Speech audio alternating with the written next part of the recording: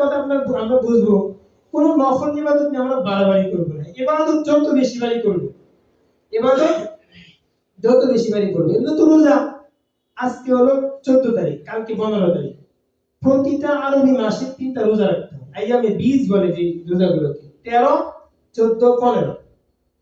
প্রতি আরবি মাসের 3 তারিখে 3টা রোজা রাখতে হয়। আল্লাহ রাসূল বলেছেন, কেউ যদি প্রতি মাসে 3টা রোজা রাখে, সে যেন পুরো বছর রোজা রাখে। সুবহানাল্লাহ। সেই হিসেবে আমরা কালকে রোজা রাখতে হবে। আবার শাবান মাস, আল্লাহ রাসূল শাবান মাসে বেশি বেশি রোজা রাখতেন রমজানের প্রস্তুতি হিসেবে। আপনি যখন ওই যে খেলাটা খেলে না, যখন ফাইনাল খেলা খেলতে যায়, এর আগে অনেক প্র্যাকটিস করতে হয় না? তো রমজান আমাদের ফাইনাল রোজা রাখতে হবে, এর আগে আমাদেরকে কি করতে হবে? প্র্যাকটিস করতে হবে, রোজা রাখি। এজন্য শাবান মাসে আল্লাহ রাসূল কি করতেন? বেশি বেশি রোজা রাখতেন। সেই হিসেবে আমরা কি রাখতে পারি? রোজা রাখতে পারি। এবং যত বেশি করা যায়, কথা হলো আমরা বাড়াবাড়ি করব। অন্যান্য উম্মতের মধ্যে বাড়াবাড়ি ছাড়াছাড়ি বেশি ছিল। একদল খুব বেশি করা করি, আর একদল অনেক একদম ছেড়ে দিত। আমাদেরটা হচ্ছে মাঝখানে, আমরা নফল নিয়ে বাড়াবাড়ি করব, বাকি যত বেশি করা যায়। সুযোগ পেয়েছি একটু ইবাদত করে, অসুবিধা কি? আজকে রাত্রে এমনিতে হাদিসের মধ্যে একবারে নাইটা তো আমরা বলতেছি, একবারে তো নাইটা বলা যাচ্ছে না, আছে এই কথাটা আমরা করতেই হবে, না করলেই হবে। এটা এদিকে না গিয়ে আমরা আমাদের মতো করে কি করব? ইবাদত করব, বাস সহজ। এই রাত্রে এখন হলো এই রাত্রির নামাজ কিভাবে পড়বে? একটা জিনিস বুঝবে, এখন কম্পিউটারের যুগ, সব জিনিস। আগে যে ডাক্তারি, এখন ক্যান্সারের কি আছে? ওষুধ আছে। আগে মানুষ ডায়রিয়া হলে মরে যেত, এখন ডায়রিয়াটা সাধারণ একটা রোগ হয়ে গেছে। কলেরা হলে মানুষ কি যেত? মরে যেত। এখন কলেরাটা কি হয়ে গেছে? সাধারণ রোগ। কেন? কারণ কলেরার চিকিৎসাটা এত বেশি হয়ে গেছে। এখন কলেরা হলে এখান থেকে ওষুধ নিয়ে খেলে আলহামদুলিল্লাহ, খেয়ে ভালো, 1 ঘন্টায় ভালো। কেন? আগে এটা কি ছিল? প্রচলন ছিল, এই জন্য মানুষ কলেরাকে অনেক কিছু মনে করত। এখন কথা হলো, আমাদের সমাজে আপনি বলেন তো, 100 বছর আগে কি বাংলাদেশে কোন ইসলাম ভালো মতো পালন করছে? এত কোরআন হাদিস এত কিছু কি পাওয়া গেছে 100 বছর আগে? কিন্তু কিছু মানুষ দিন মানত, তাদের কাছে যাই ছিল তারা ওটা দিয়ে কি করতো? দিন মানত।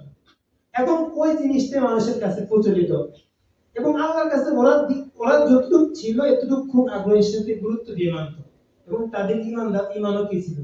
আমরা অনেক সময় বলে থাকি, আগেরকার হুজুরে একটু পানি ভরা দিলে সব রোগ দূর হয়ে যেত। এখনকার হুজুররা পুরো কোরআন পড়ে দিলে, খাওয়া দিলে কিছু হয় না। কারণ কি জানেন? কারণ হলো পিস্তল আছে না, বুলেটটা যদি আপনি বাঁশের ভিতর দিয়ে ছাড়েন, কারো গায়ে মারলে কি মরবে? এই বুলেটটাকে যদি ওই লোহার পিস্তলের মধ্যে ঢুকে মারেন, 1 মিনিটে শেষ।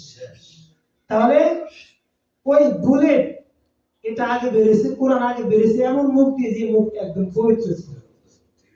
এখনকার আমাদের যে অবস্থা, হুজুর বলেন আর যাই বলেন, যে কোনো ভাবে হারামে মুখ দিয়ে ঢুকছে, সমাজটা এমন ভাবে করা, এজন্য পুরো কোরআন শিক্ষা প্রয়োজন কি হয় না। যাই হোক, তারপরে একবার বাদ দেওয়া যাবে না, তারপরেও হুজুরদের, আলেম ওলামাদের মহব্বত আমাদের ভিতরে রাখতে হবে। আমরা যেমন, এখনকার হুজুরও যেমন, তখনকার মানুষ যেমন ছিল, হুজুরও তেমন ছিল। ঠিক আছে? যাই হোক, এখন কথা হলো, এই যে ইবাদতের যে রেওয়াজগুলো আসছে, মূলত ওনারা মনে করছে এটা ইসলাম, ওনাদের কাছে কোরআন হাদিস তেমন ছিল না, এজন্য ওনারা এটা ইসলাম মনে করছে, ইসলাম মনে করে করছে। এখন আমাদের যুগে এসে আমরা দেখতেছি ওনারা যেটা মানছে এটা তো কোরআন হাদিসে নেই। হাদিস আমাদের সামনে, কোরআন আমাদের সামনে, অর্থ হাজার হাজার তরজমা। আমাদের দেশে তরজমা হয়েছে 50 বছর আগে, এর আগে কোরআনের কোনো কি ছিল না, তরজমা ছিল। এই জন্য দেখা যায় যে ওদের অনেক কিছু, এখন মানুষগুলো কি ঘুরে করে গেছে, এগুলো কোরআন হাদিসে ছিল না। ওদের এগুলোকে আমরা খারাপ করছি এটা বলবো না, কারণ ওরা জানতে এতটুকু। ওনাদের জন্য দোয়া করবো, আল্লাহ যেন ওনাদের এগুলো কবুল করে এবং ওনাদেরকে জান্নাতবাসী করে। বাকি আমরা তো ভুলটা মানতে পারবো, আমরা দেখতেছি ওনাদের যে কিছু নেই, কোরআন হাদিসে নেই, এজন্য আমরা সঠিকটা মানবো। তাহলে যারা মুরব্বী আমাদের আছেন, তাদের প্রতি আমাদের কোনো কি নেই, গাল মন্দ নেই। ওনারা তো আমাদের জন্য উপকার করে, আমাদেরকে দিনের উপরে ধরে রেখেছে, আমাদেরকে সঠিক শিক্ষা দিয়েছে। এজন্য আমরা সঠিকটা মানবো, ওনাদের জন্য দোয়া করবো, আল্লাহ যেন ওনাদের ভুল ত্রুটিগুলো ক্ষমা করে দিয়ে কি করে দেন? জান্নাতবাসী করে দেন। বাকি আমরা কি ভুলটা মানবো? আমরা ভুলটা মানবো। আমরা যেমন কোরআন থেকে আমি একটা আয়াত বললাম যে কোরআনে শবে বরাত সম্পর্কে কোনো কি নেই, আয়াত স্পষ্ট নাই। এই আয়াত থেকে কোন কোন ইমাম বলেছে। এখন আমি যদি বলি সবে বরাতটা কোরআনে আছে, এটা আমাদের মুরব্বীরা বলেছে, তাহলে এটা কি আমরা মানতে পারবো? এটা আমরা মানতে পারবো। এজন্য আমাদের কাজ হবে সঠিক বিষয়টা মানা, আমাদের মুরব্বীদের জন্য দোয়া করা, গালি গালাজের প্রয়োজন নেই, বরং ওনারা কষ্ট করে আমাদেরকে কি রেখেছেন, দিনের উপরে টিকিয়ে রেখেছেন। এই জন্য আমাদের জন্য দোয়া করবো, আমরা সঠিক বিষয়টা কি করবো, সঠিক বিষয়টার উপরে আমল করবো। যাই হোক, এখন এই রাত্রে আমরা মা বোনদের ভিতরে অনেক নামাজের প্রচলন আছে, 12 রাকাত, 8 রাকাত, 9 রাকাত, 100 রাকাত। আমাকে অনেকে জিজ্ঞেস করে যে এই শবে বরাতের নামাজটা কিভাবে পড়বো। আসলে শবে বরাতের কোনো কি নেই, নামাজ নেই। বাকি এই রাত্রে আমরা বেশি বেশি নফল নামাজ পড়বো, 2 রাকাত 4 রাকাত নফল নামাজ পড়তে পারি, তিলাওয়াত করতে পারি, দান সদকা করতে পারি, বিভিন্ন আমল আমরা করতে পারি। নফল নামাজের ক্ষেত্রে আমরা 2 রাকাত আমরা যেভাবে পড়ি ওভাবে সাধারণ নিয়ত করে 2 রাকাত নফল নামাজ পড়তেছি। আরেকটা বিষয়, আরবিতে নিয়তের একটা কি ছিল, প্রচলন ছিল আমাদের দেশে। তো খেয়াল করবেন, আমরা কোন দেশের মানুষ? বাংলাদেশ। আমাদের ভাষা কি আরবি? আরবি না। এখন খেয়াল করেন, আমি যদি আরবিতে একটা নিয়ত করতে যাই, এখন ওই আরবি শব্দের অর্থগুলো কি আমি জানি? জানি না। এখন 2 রাকাতের আমি পড়তেছি 2 রাকাত, আমি পড়ে ফেললাম 4 রাকাত, যেখানে বলবো রাকাতাইন সেখানে আমি বলছি আরবা রাকাতাইন। এখন বলেন নামাজ পড়তেছি কয় রাকাত? 2 রাকাত। নিয়ত করলাম কয় রাকাতে? আমি জানি। এজন্য ওলামা একরাম বলেন আমরা বাংলাতে কি করব, নিয়তটা করে নিব, অসুবিধা নেই, এখানে কোনো কি নেই, এখানে নিয়ত নাই, ইরাদাতুল কলবের ইচ্ছা। এজন্য এখানে একটা তো হলো, এখন যদি বলেন যে হুজুর আরবির বিরোধী, কে বলছে আরবির বিরোধী? আমি তো আপনার নামাজটা শুদ্ধ করে দিলাম। আপনি পড়তেন 4 রাকাত, আমি বললাম ভাই 4 রাকাত, এখানে তো আপনি 2 রাকাত পড়তেছেন, কারণ আপনি তো জানেন না 4 রাকাত না 2 রাকাত। কারণ অনেক সময় দেখেন ইমাম সাহেব রুকুতে চলে গেছে, আপনি আসি কোন রকম নিয়তটা বান্ধি ধরলেন, এখন আপনি কি 4 রাকাত পড়লেন না 2 রাকাত পড়লেন, এটা কি আপনার জেনে আছে? এজন্য আমরা বলি যে নিয়তটা বাংলাতে করে নেন। এজন্য এই নিয়ত নফল নামাজের কোনো কি নেই, নির্দিষ্ট নিয়ত নেই, সওরাতের রাতের নামাজ আপনি কি করবেন। বাকি এক্ষেত্রে একটা নামাজের কথা আমরা বলতে পারি, সালাতুত তাসবিহ একটা নামাজ আছে। এই নামাজের ফজিলত হাদিসের মধ্যে এসেছে।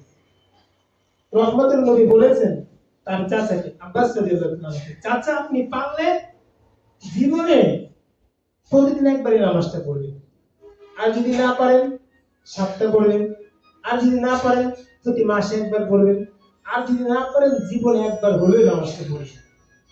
এই নামাজটা আমরা পড়তে পারি। এই নামাজের একটু নিয়ম আছে, কেউ পড়লে হুজুররা আছে জেনে নিন। তাই গতকাল নামাজটা একটু লম্বা করে পড়তে হয়। আল্লাহ রাসূল বলেছেন চাচা আপনি যদি নামাজটা পড়েন, আল্লাহ আপনার পূর্বে পরে নতুন পুরাতন সব গুনাহ মাফ করে দেন। সুবহানাল্লাহ।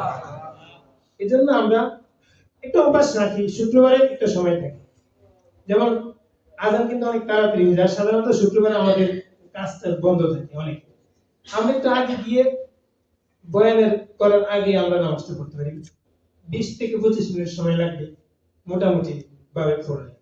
এই নামাজটা আমরা আজকে রাত্রে পড়তে পারি, এবং মা বোনদেরকে আমরা এভাবে পড়তে পারি।